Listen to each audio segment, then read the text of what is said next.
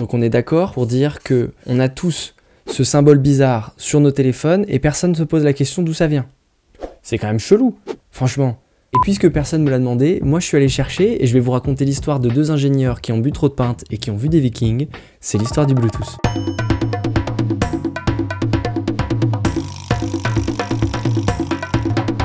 Connaissez-vous l'histoire ? On est en 1994.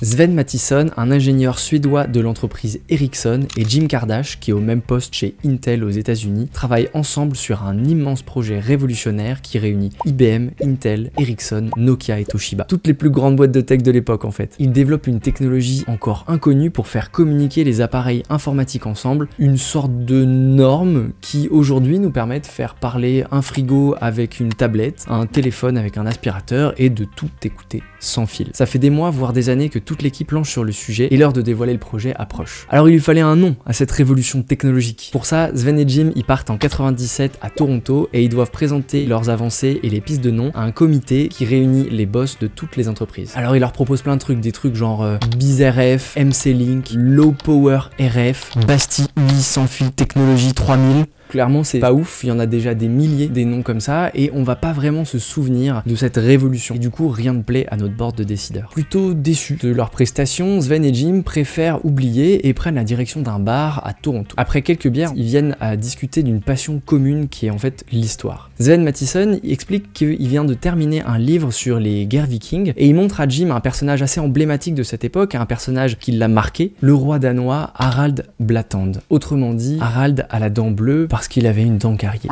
En fait, le roi Harald, il est connu pour avoir unifié les royaumes du Danemark, de Norvège et différentes tribus qui jusque-là passaient plutôt leur temps à s'entretuer. C'est donc un roi unificateur de peuples ennemis. Vous le voyez venir. L'idée du Bluetooth, c'est justement de permettre aux appareils différents de communiquer entre eux alors que normalement, ils étaient censés être incompatibles. Est-ce que ça fait sens ? Évidemment. Avec le recul, Jim Kardashian explique d'ailleurs « J'ai pensé que ça ferait un nom de code génial pour le programme.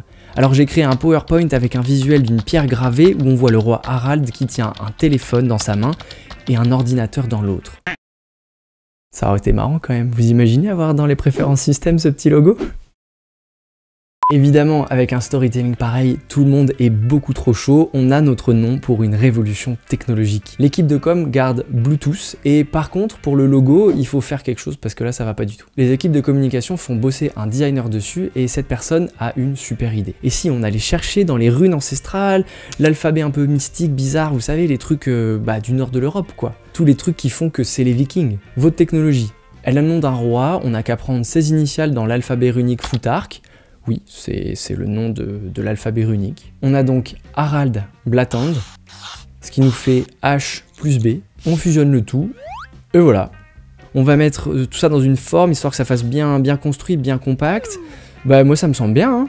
En fait, le logo Bluetooth, ça va être le blason du roi scandinave. Parfait, c'est validé. Et c'est pas plus compliqué que ça. Alors évidemment, je vous l'ai fait de manière humoristique. Il y a bien sûr eu certainement plein d'allers-retours et plein de recherches, plein de choses, mais il y avait une très bonne intuition et ça a marché. Derrière ça, la norme Bluetooth sort officiellement en 1998 et les premiers portables équipés de la technologie sont conçus par Ericsson en 99. Et comme vous le savez, on utilise encore la technologie aujourd'hui, donc c'était quand même assez novateur à l'époque, puisque ça nous permet, comme je vous disais, de faire parler un frigo avec un aspirateur. Si vous êtes arrivé jusqu'ici, j'ai juste une petite demande pour vous. Mettez en commentaire les marques et identités que vous voudriez voir dans ce format. Ça m'aiderait beaucoup pour trouver de nouvelles choses, vous proposer des choses qui vous plaisent aussi. Et sur ce, je vous dis à très vite. Salut!